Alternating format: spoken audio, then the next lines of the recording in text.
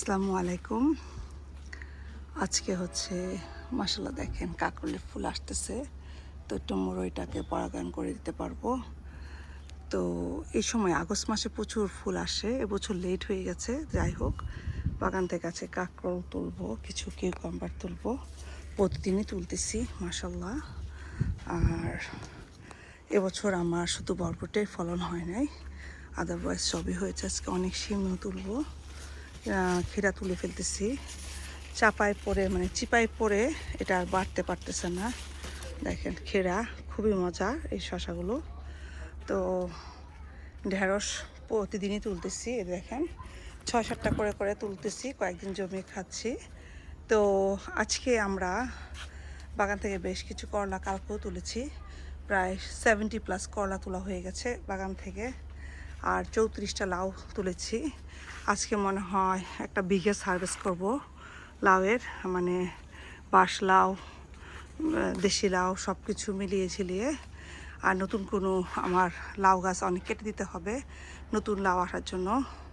তো আজকে এই যে লাউ কিছু কেটে নেব যেগুলো, কারণ বয়স করে লাউ খাওয়ার মধ্যে কোনো মজা নাই। মিষ্টি কুমড়া পাকানো যায়, লাউ তো আর পাকানো যায় না। তো আজকে এই লাউটাও কেটে নেব। দেখা যাক কী পরিমাণ আমরা, কিছু পাট শাক কাটতে হবে। মিষ্টি কুমড়া এটা হলুদ হয়ে যাচ্ছে কেন কি জানি, কেটে ফেলবো। তো বিগ মিষ্টি কুমড়া হয়েছে এখানে 5টা 6টা 7টা 8টার মতো। অনেক মিষ্টি কুমড়া আসতেছে, গরমে বা পরাগায়ন না করার কারণে হলুদ হয়ে যাচ্ছে। তো আলহামদুলিল্লাহ যে কয়েকটা হয়েছে কয়টাই এনাফ, কারণ এত মিষ্টি কুমড়া দিয়েও কী করবো, কারণ একটা মিষ্টি কুমড়াকে খাওয়া যায় না, কেটে 3-4 ভাগ করে আবার যে দিয়ে আসতে হয়, এটা কষ্ট। দেখা যাক লাউ কী পরিমাণ, ওদিক দিয়ে চালের উপর পরাগায়ন করতে পারতেছি না। দেখেন গাছে কোন হলুদ হয়ে আসতেছে। আজকে অনেক পাতা কাটবো, আমি সলসল দিব করে সময়ের অভাবে দিতে পারতেছি না।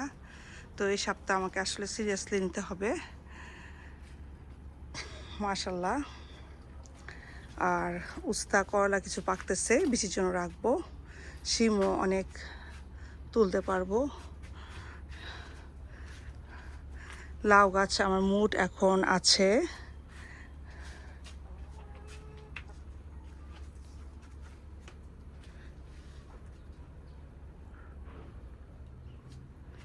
আমার মোটামুটি এখন 15টা লাউ গাছ আছে। আসলে আমি বিচি মানে লাগিয়েছিলাম, যেমন এইখানে একটা লাউ গাছ শুধু আছে, এখানে 3টা ছিল, এখানে একটা আছে, এখানে 2টা আছে। তো এই সাইডটাতে আমার মোট 4টা লাউ গাছ আছে, আর ওইখানে 2টা আছে। এই আর কি। লাউ মিষ্টি কুমড়া দেখেন, লাউ গাছের দিকে মিষ্টি কুমড়ার দিকে মানে সব কিছু মিলাই ঝিলাই করেছি। তো আজকে 2 দিন কাছে পানি দেওয়া হয় না, মিষ্টি কুমড়াগুলো অনেক বড় বড় হয়ে নষ্ট হয়ে যাচ্ছে। দেখেন এই মিষ্টি কুমড়াটা নষ্ট হয়ে যাবে, হলুদ হয়ে গেছে। বুঝতে পারতেছি না গাছের, এই সময় তো নষ্ট হওয়ার কথা না, তারপর হলুদ হয়ে যায়। এখানেও মিষ্টি কুমড়া দেখেন নষ্ট হয়ে গেছে, এখানেও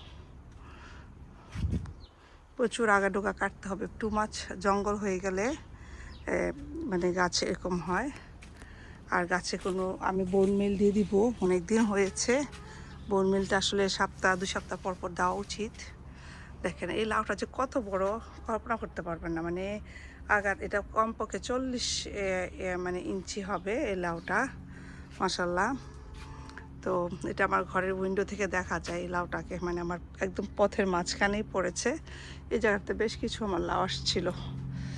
তো এখন শিমও প্রচুর ভালো আসতেছে, শিম প্রচুর আসতেছে, করলা খুব ভালো আসতেছে, উস্তা বিভিন্ন রকম 2 রকমের উস্তা। এই যে একটা, এই উস্তাটাও পেকেছে, এটা একটু বড় টাইপের উস্তা।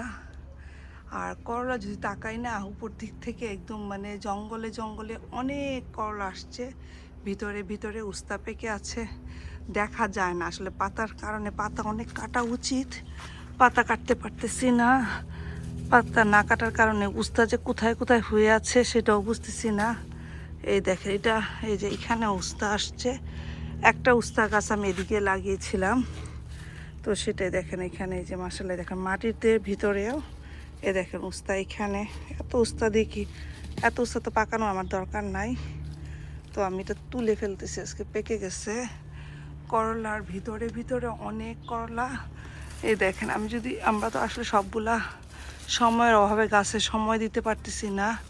কত যে করলা ভিতরে ভিতরে বাড়তে পারতেছে না, ঝুলতে পারতেছে না, সেজন্য মানে এরকম না ঝোলার কারণে এরকম বাঁকা হয়ে যায়। ঝুলিয়ে দিলে করলাটা খুব সুন্দর হয়। তো করলার পাতা কিছু ফেলে, আর দেখেন ওখানে করলা পেকে গেছে, জানিও না। আসলে এত বিজি, সময় দিতে না পারলে বাগানের ফলন অনেক নষ্ট হয়। যে করলা দেখেন এখানেও। তো দেখি আজকে চেষ্টা করব করলা গাছটাকে ফিস করতে। আমার টমেটো মাসাল্লাহ একটা জালি কুমড়া হয়েছে, এই দেখতে পাচ্ছেন। তো কালকে ভাবছিলাম 8-10টা তুলেছি, করলা তুলতে হবে না, না আজকেও দেখতেছি করলা তুলতে হবে। কিছু ভ্যারাইটি করলা আছে, এগুলো বোঝা যায় না, পরে পেকে যায়। তাহলে আমি আজকে চেক করতে হবে। ইনশাল্লাহ একটা বিগেস্ট হারভেস্ট করবো আজকে। সাথে থাকুন, পাশে থাকুন। আমার ভিডিওগুলো ভালো লাগলে অবশ্যই লাইক শেয়ার দিয়ে পাশে থাকবেন। ইনশাল্লাহ আমি চেষ্টা করব আপনাদেরকে গার্ডেন, ও মাই গুডনেস, এখানেও আমার একটা লাউ আছে দেখেন। আজকে বললাম বিগেস্ট একটা হারভেস্ট করব পাট শাক। আর শিম মোটামুটি আমার পেকে গেছে নেক্সট ইয়ারের জন্য এবছর। এই যে এটা হচ্ছে কেরালা শিম, পেকে গেছে। কেরালা শিমের সাথে এটা হচ্ছে আমাদের মহিউদ্দিন ভাইয়ের সেই বাড়ি শিম। আর এটা হচ্ছে খুব ভালো একটা থুকমা ধরে, ইপসা। হ্যাঁ, এটা হচ্ছে ইপসা, একসাথে 14-15 ধরে। শিমটা খেতে মজা, এই আর কি। আর করলার মাচা এখানে, আর পটলের মাচা আল্লাহ দিলে আমার দেশি পটল, দেখি কতটুকু বড় হতে পারে। আলহামদুলিল্লাহ এখন ছেলে মেয়ে দুইটাই আমার আছে। এই আগামী বছর আসলে ফোকাস করব আমার পটলের প্রতি। পটলটা খুব ভাল লাগে। তো এখানে আমার শসা কিউকাম্বারও অনেক আছে।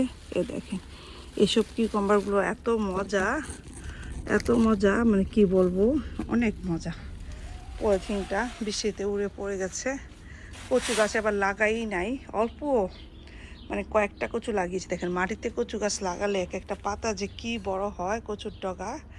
তো কিছু কচু শাকও কাটতে হবে। কত শাক খাওয়া যায় বলেন। এখানে কয়েকটা, শুধু 2টা কি 3টা কচু গাছ লাগিয়েছি, তাতেই এত অবস্থা সুন্দর। আর কি বলবো, আমার অনেকগুলো শসা তুলতে হবে, কিউকাম্বার তুলতে হবে। তো আস্তে আস্তে দেখি কতটুকু করা যায়। মাশাল্লাহ, বাগান আসলে মনটা আসলেই ভরে যায়। আর এই দেখতেছেন, অনেকে ধনে গাছ করবেন কিনা, আমি অনেকগুলো ধনে লাগিয়েছিলাম, বাট এখানে ধনের সাথে অনেক আগাছা কোত্থেকে হয়ে গেছে জানি না। তো এখন আবার এই জায়গাটা কুপিয়ে আমি ধনে বিচি ফেলে দেব। যারা জিজ্ঞেস করছেন ধনে করা যাবে কিনা, হ্যাঁ এখন করতে পারেন ধনিয়া। আর কয়েকটা ডাঁটা রেখেছি, কয়েকদিন পরে ডাঁটাগুলো আবার খাওয়া যাবে। তো সবাই ভালো থাকেন, পাশে থাকেন। ধন্যবাদ সবাইকে।